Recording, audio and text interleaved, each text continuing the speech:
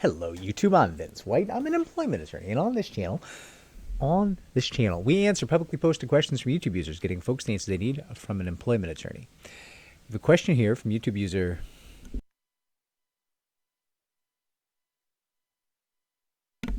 B Phillips 693, who asks us, "Hello, I sent you a message through your website, but I thought that this may be faster to reach you. Kindly, I would appreciate your feedback about my experience with the attorney I hired. I paid him up front, I guess like a retainer of sorts. And to this day, he drafted 2 documents. The original charge of discrimination. Then, when I was terminated 3 weeks after they received the charge, they fired me with no explanation. For me, he was no help as it comes to guidance in writing my response to my employer's position statement. Honestly, I did it myself with the guidance of listening to your YouTube videos." That's amazing. I really hope they were helpful. "I uploaded my rebuttal to the EEOC, the Equal Employment Opportunity Commission website, and I'm wondering if I can change attorneys at this phase."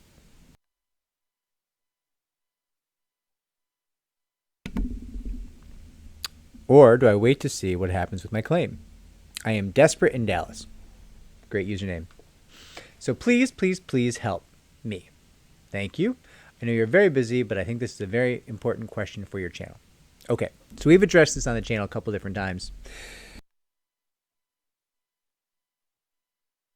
but there's no harm in doing it again, and I think this could be a more comprehensive discussion of the whole issue. So before I get into that comprehensive discussion, though, I want to highlight that we have videos on fee disputes and like settling the lien with your attorney, your employment attorney. So those are 2 videos you may want to check out.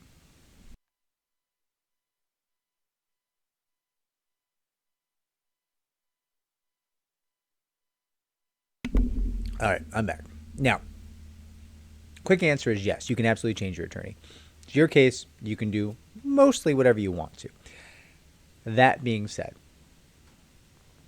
2 things. One, it is somewhat normal for an attorney handling an EEOC charge to only draft 2 documents.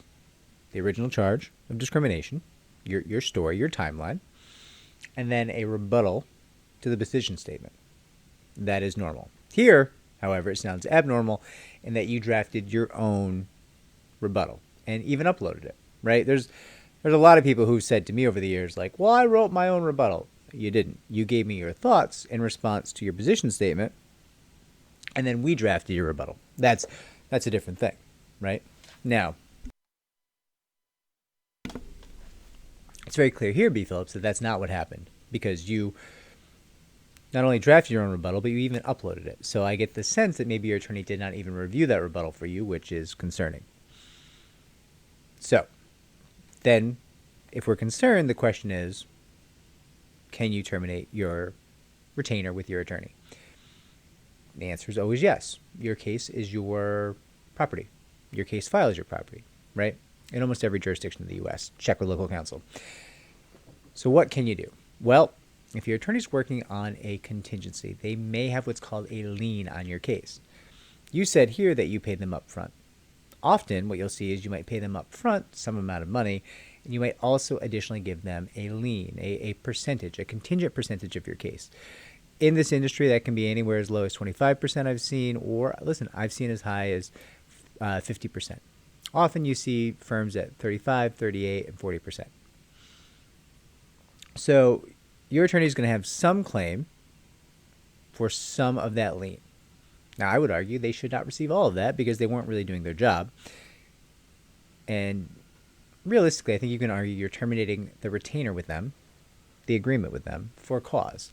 They didn't bother to draft your rebuttal. You had to do it yourself, right? That's a concern. Why are they not being more proactive in terms of representing you in your claims, right?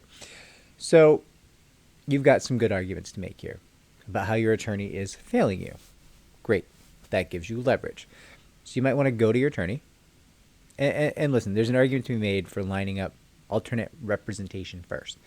Talk to your potential attorney that you want to hire, line up a deal, make sure it works for you, make sure you actually found an attorney you want to work with, and then go back to your current attorney who you're not happy with, who has failed you in some way, and say, "Hey, buddy, old pal, Remember when I wrote my own rebuttal? I just don't think you're doing a lot of work on this case.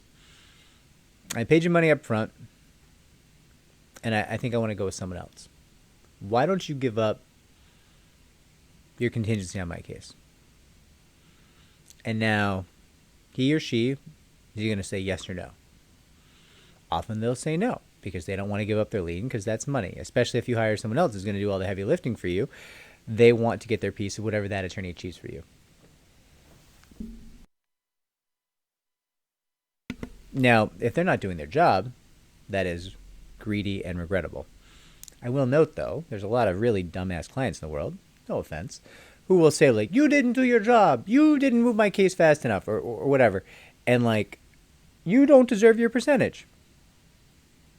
Yeah, it's probably not a thing most of the time. Here, where they didn't just straight up did not do the work, I think that is a thing for you, right? But there's a lot of people who are like, well, I don't think you moved the case fast enough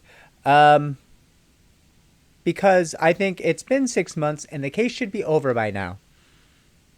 Yeah, that's not how it works. And there's not an arbitrator or a judge in the land who's going to think that a federal litigation in this field should be over in 6 months. So, you know, you stupid. But you're not B. Phillips. I can tell. So assuming you have legitimate grievances, and it appears you do, and assuming your attorney doesn't just give up the lien, which he or she might, right? Like if they got paid up front, they might say, you know what? Fair enough. How about we keep your upfront money? We give up our lien. Very common. A lot of attorneys do that. Others might feel they did nothing wrong, or they might feel they just want some money. Maybe they're feeling a little greedy. And they say, listen, I think your case is worth a lot of money. I don't want to give it up. Let me keep working on it. You don't want that. You're going to say no. They say, well, if you're firing me, I'm not giving up my lien. A couple ways to handle this. You could make them an offer. Like, hey, I'll give you a couple grand to extinguish your lien. Do you want to sign paperwork to extinguish your lien for a couple grand? You can also say, hey, let's settle on, right now, let's say you've got, 35%. 35% of my case. Whatever the result for my case is, you get 35%. You're not doing the work. I'm going to hire someone else. You haven't done a good job up to now, so, I'll offer you 4%. They might agree, they might not agree. They might counter. You might offer them 2%. They might say 8%. You might settle on 4%. It happens. These are common conversations, right? This is the way these things often go. Now, they might also just tell you, listen, I think you got a case worth a lot of money. I'm not going to settle anything with you.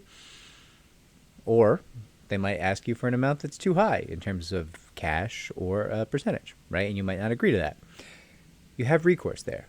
Often, under many retainer agreements in this field, you'll have the option to take the attorney to arbitration to figure out what their proper lien should be, right?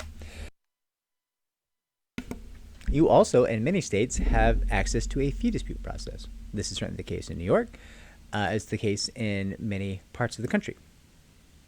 Check with local counsel. The fee dispute process can be amazing. It's like a panel of people who work with the Bar Association, who are well-versed in like the fee laws. Sometimes, depends where you are. And they'll convene a panel, and you'll put on a little hearing explaining what you think the attorney did wrong and why they don't deserve their fee.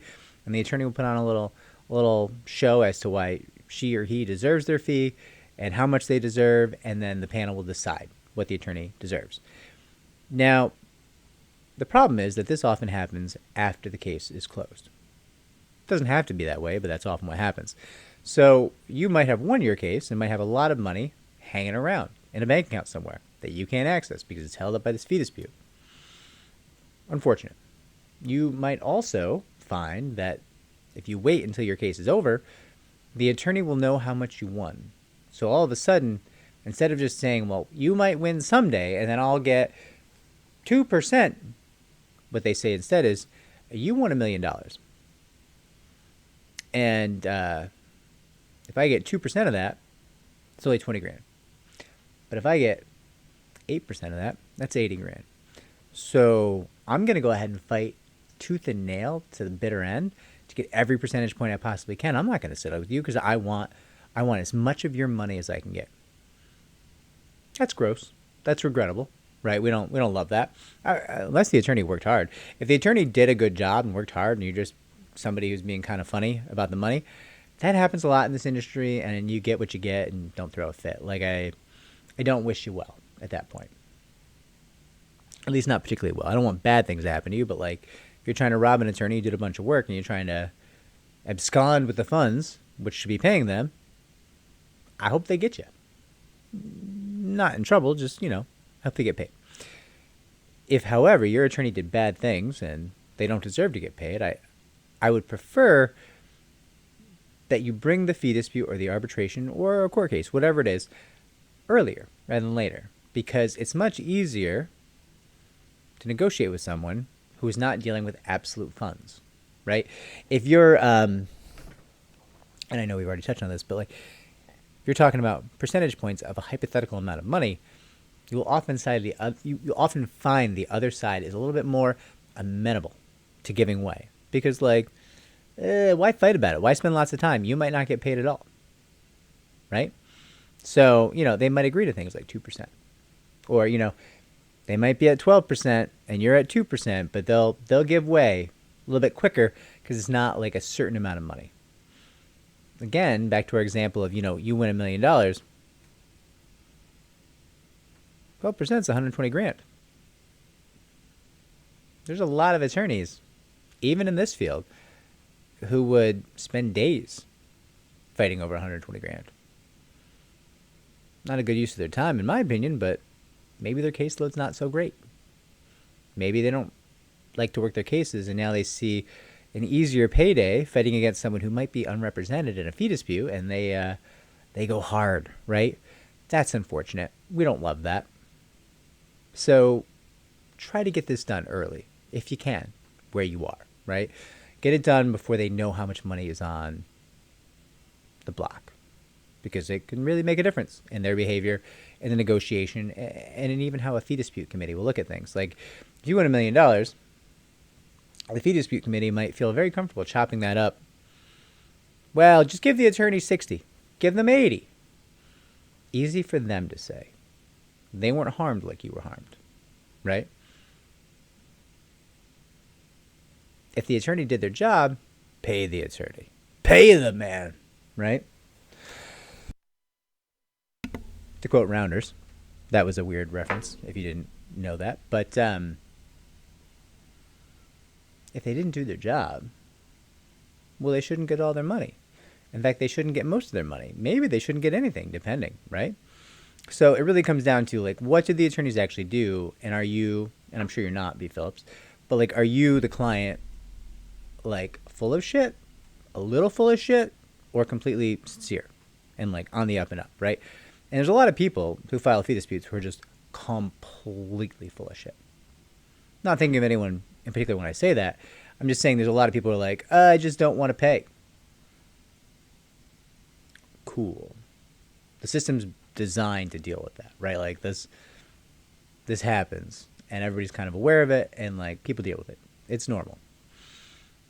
But the system's also designed to deal with bad attorneys. There are a lot of bad attorneys out there. So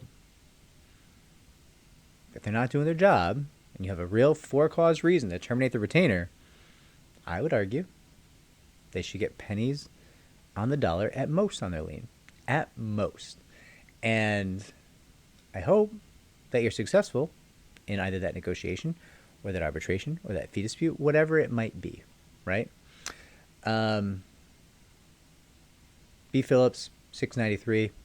I'm cheering for you. Sounds like you're working hard on this case. I'm really hoping you get paid. I'm glad to hear the YouTube videos helped you.